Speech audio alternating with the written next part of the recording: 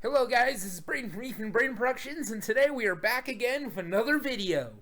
And today it's a video that makes me want to die. Just kidding. I'll be fine. Don't worry about old Braden over here. He can handle it. But today, I made a promise. I said that if the last video, the last Pokemon fanfic reading video, got 31 views, I'd write a chapter 3 and read it on the channel. I said that, and I regret saying it, but I said that. So guess what I did? Guess what I just did? JK, I did this like 2 weeks ago, and I've been putting it off. Been putting off doing the reading, but hey, we're doing it now, because as it turns out, the restaurant where I work can't afford to have 2 busters at once, so I get to be home. Woohoo! Okay, let's save the celebrating for later. So today, we are reading Chapter 3, Trouble at the Ruins. Should I reread the part that I read in the last video, or should I go straight to where I transition to the new stuff? It's like 2 sentences, I'll just read it. Also, real quick, I'm going to put a poll in the description because, as you guys know, I canceled History of Blue Army. Well, I'm not sure if I actually officially canceled it. I'm pretty sure I just put it on hiatus. But as of now, it is officially canceled until further notice because I just don't have time for it. But one thing I am willing to do that I might have time for is to do like a commentary video where I tell like the story of our old Minecraft server. Basically what I would have talked about in History of Blue Army if I continued the series. And then maybe I could make it like animated, like put like a country ball animation in the background or something. I don't know. I'm just trying to use the old thinking box, you know? I like making content for you guys. And also, I've been meaning to do like a September update, but I just haven't gotten there yet. Then let's just say my plans have kind of been slowed a little bit. Just a tiny bit, because there's this thing, I'm not sure what it's like in, say, Durkistan, but here in America, we have this thing called school, and we have to work on that, you know? And also, we have to go to, you know, our jobs, because I have to have a part-time job. Making lots of money. Just kidding. I'm being a crackhead, okay? It's late. And by late, I mean 8:32, and it just seems late, because it's completely dark out. Literally, I had to turn the lights on just so y'all can see my face. It's just that dark out. Plus, all our blinds are closed for the most part. Alright, guys. I absolutely do not want to do this. Oh, yeah. Not just... So, I'll also put a poll in the description to see if you guys want me to, like... what you guys want me to do next. Because there's, like, a lot of commentary videos I could do. Like, there's the general thing I mentioned. And then there's, like... I could do more director's commentaries. I could do more, like, map review. I could bring that series back. I know there's been a little demand for that series. I could do some commentary over like some gameplay. Like I can do like the World Conqueror 3 Japan video I still have saved. I could do Pokemon Gold if only nominate, because that video's just been waiting for 50 years now. But I am done stalling. Y'all get the point. Y'all know how to look at the description, because y'all know how to scroll unless your mouse is broken. And if that's the case, I don't know how you got to the video in the first place. And y'all are presumably literate, so you can read a description. Right? Good. Hopefully there's no like 3-year-olds in the audience who can't read, because let's just say the things I talk about, especially in this, not exactly appropriate for 3-year-olds. There's like, don't worry, there's nothing like sexual or anything, and there isn't like any swears, but it's just, you know, there's drugs, okay? There's drugs. It's a joke. It's a joke. It's kind of like related to an inside joke. You guys will see. All right. Done stalling. Chapter 3. Trouble at the Ruins. After a long walk, Braden arrived at the ruins of Al. It seemed like it was very mysterious. No crap, Sherlock. What? I don't even know what to say to that. He tried to enter one of the caves, but some random stranger stopped him. "Hold on," he said. Silence. "Who are you?" Braden replied. "Why, I am none other than Johto's most infamous Pokemon trainer. My name is Matthew, but all my friends call me Crackbeaver." Oh, gee, I wonder who this is referencing. "Now, who may you be?" Braden felt there was something sketchy about this guy and considered booking it. However, he opted not to and hesitantly responded to his question. Okay, yes, everyone is retarded for the sake of the plot. I know that is a very mean word nowadays, but it's just the most apt way to describe it. Everyone in the series just acts like they're freaking mentally challenged, man. Especially me. And that's kind of the joke. The joke is no one's thinking this through, okay? I could just, like, call the police or something, but no, I won't freaking do that. I'm just like, yo, my name's Braden. My name is Braden. I'm a 13-year-old from Violet City. My goal was to be the very best, and no one ever was. Wait, no, I gotta sing it. My goal, I wanna be the very best that no one ever was. A bam, bam, bam. To catch them is my real quest. To train them is my cause. I will travel across. What do you mean it doesn't keep going? So what do you want from me? From me of all people? Yes, the random 14-year-old. Yeah, you notice a little touch of me being 14. That's because I started writing this in 2019. I'm pretty sure I actually started writing this when I was only 13 years old because it was before my birthday, but that's besides the point. Well, I guess in the storyline, I guess it would be like, this is like my 14th birthday. I start my Pokemon journey or whatever. That makes sense to me, so that's what I went with. Well, I'm glad you asked. I have an offer for you. He handed him a bag filled with Pokeballs. Here are 32 Pokeballs. If you can successfully catch all 26 variants of the unknown that live in these parts, I'll give you a special reward. Something that helps you out as a Pokemon trainer a whole lot. You know what? I need the grind anyway. I'll get you your unknown. Alright, come get me when you're done. I'll be at the visitor center. Okay. A reasonable person, not even like a smart person, but just like a person with some shred of common sense would realize, oh, he's selling illegal drugs. It's time to go to the freaking nearest police station where, you have a Pokegear. I'm pretty sure. Can't you just like, I can't imagine you wouldn't be able to call like 911 on the Pokegear or whatever the Japanese equivalent to 911 is, because I guess Johto is based on a part of Japan, so that makes sense. Alright. But that's besides the point. We're just rolling with it. None of this is serious, okay? I just wrote this as a joke because I don't care, okay? I had like a serious story in mind when I wrote this 3 years ago. Not so much anymore. Alright. Braden stumbled around in the caves for hours, attempting to come across every variant of unknown. He knocked out some unknown for grinding purposes, but every unknown he came across with the intention to catch, he would have Hoot Hoot put it to sleep and weaken it using Peck. The low-level, weak unknown were all easy catches. None put up a real fight against Braden and his Hoot Hoot. A few times, Hoot Hoot's hypnosis missed the first time. However, the unknown could only use hidden power, which did little damage. I find it funny that maybe it's just because I've played, like, actually, that's not really true, because I haven't actually played that many, like, actual Pokemon games, but as someone who would say, like, I wouldn't say I'm like one of these like nerds out here who knows literally everything about Pokemon, but I'd say I know like a fair amount about Pokemon. So maybe it's just because of that, just because I know like a lot about it, so I just assume people know more than the average person actually does. But I just find it kind of funny that like I'm like explaining like very basic stuff about unknown. Like even like people who've like just looked at unknown before, like just literally someone who's like literally anyone who's played Pokemon and has ever seen like an unknown knows that A, they're weak, 2, they only know hidden power, 3, they're probably the most useless Pokemon in the game. Like at least Magikarp evolves in the Gyarados. Unknown, no, you're not gonna have any fun with an unknown. Trust me, I've tried to use them. They suck. That brings up the question, why does Matthew even want him? Bragging rights? I don't know. He's a crackhead with a Bidoof, as you're going to see later. So I guess he's not thinking this all the way through. I guess. Eventually, Braden had used all 32 of the Pokeballs, having successfully caught all 26 unknown variants. All 6 of the remaining Pokeballs failed. Having completed his mission, Braden made his way to the visitor center. Braden returned the bag to Matthew. The bag now only held 4 Pokeballs, and the other 22 unknown that were caught transferred straight into Braden's account on the Pokemon storage system. Yeah, I kind of had to make an excuse for that in this universe, because I can't just have more than 6 Pokemon in my party and just kind of let that detail slide. I know the average person watching this video probably doesn't care, but I don't know, it's gonna bother me if I have like a minor inconsistency to the games like that.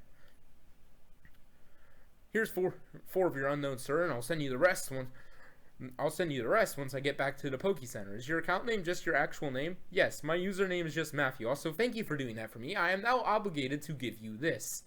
Braden received crack cocaine. Braden put the crack cocaine in the item's pocket of his bag. Nice, shiny white rocks. Hold up.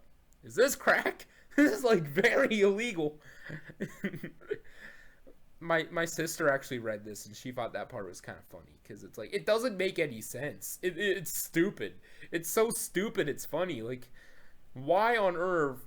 No, the reaction to receiving crack cocaine is either the option that would get me, but it's either the option that gets me demonetized or you inform the police. Those are basically your only choices. But you know, we'll just look past that because we've already established everyone in this chapter has like severe brain damage. It's only illegal if you get caught. Yeah, that's what we said when we stole those classified documents from the Pentagon. FBI, open up!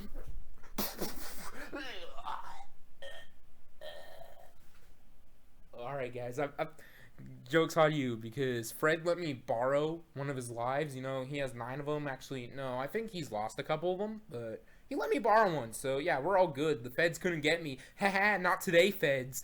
But it's only illegal if you get caught. Besides, crack can make you and your Pokemon more efficient.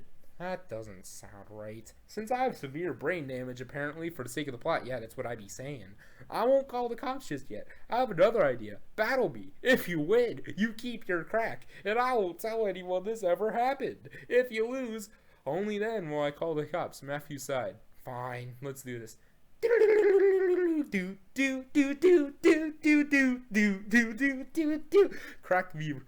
Crack dealer, Pokemon trainer Matthew wants to battle. Crack dealer is supposed to be crossed out, but I guess fanfiction.net doesn't allow such fancy font, you know. Strike through, I guess the site was made in the 90s. Was strike through even like a thing in the 90s? I don't know. Pokemon trainer Matthew wants to battle. Matthew sent out Bidoof. Braden quickly sends out his Quilava. You really think you could beat me with a freaking oversized rodent? Braden commented. Quilava, Ember, now! Quilava used Ember, but Matthew's Bidoof seemed nearly unscathed. You really thought my Bidoof would be easy pickings. You'll regret ever mocking him once we're done. Matthew pulled more crack out of his bag and gave it to Bidoof. Bidoof, use Crackhead Power Surge! Bidoof ran at Quilava at an absurdly fast speed and ran straight into it, sending it flying. Quilava smashed into the wall, was undoubtedly knocked out. I just butchered that word right there. I'm very sorry. Braden was beyond flabbergasted. He began to stutter. What? That's not even a real move, you dirty cheater! Not one guide ever mentioned that move because it doesn't exist! I mean, no guide I've ever read mentioned struggle either, and if you exhaust all your PowerPoints, I could certainly tell you that's a move. I've dealt with that a lot in the Dominate video. Actually, that's not true, because I'd be too low on health by the time I wasted all my withdrawals, and I'd have to go to the Poke Center, but that's besides the point. Alright, where was I? I kind of got lost. Not one guide ever mentioned that move, because it does not exist! I mean, you realize someone had to invent all those moves at some point, so me and my Pokemon invented our own. You're not supposed to do that! You're only supposed to use moves programmed into the game. What game? Is this some crappy attempt at a fourth wall break? Yeah, that's exactly what it is. Breaking the fourth wall here, because I don't care. If someone wants to make this into like a ROM hack or something, you have my blessing. Just all you have to deal with is Nintendo being greedy fat cats who are all, oh, you can't make ROM hacks. That's copyright infringement. We will cease and desist you right now, and we're gonna sue you for all the money you have. Us, the multi-billion-dollar corporation, suing Joe in like Nowhereland, Idaho, on his freaking 10-year-old laptop. Like, it's kind of stupid, man. But who cares what they think? You know, people are gonna do it anyway. That's what I think. It's kind of just my opinion on piracy in general, especially on the internet. I just feel like, I don't know, the more aggressive companies get, like, towards it, like more aggressive they get towards things that are, like, in a gray area, the more adamant people are about doing it. So it's just kind of Stupid thing for them to do, in my opinion. But hey, I don't make the rules around here. So at least not yet. Hashtag Glenny for President 2040. And I think that's the first time you ever heard my last name in a video, which it's not exactly very hidden information. It's literally on the channel banner, bro. Come on. But fine. I'll only use real moves. Braden then sent out his only remaining Pokemon, his Hoot Hoot. I just realized I haven't checked to see if this is actually recording properly. If it sounds like a broken toaster, I'm going to be not a happy camper. I still have to edit the freaking video. I still have to make the intro bit for the freaking video because I'm going to do like a fancy intro bit because why not?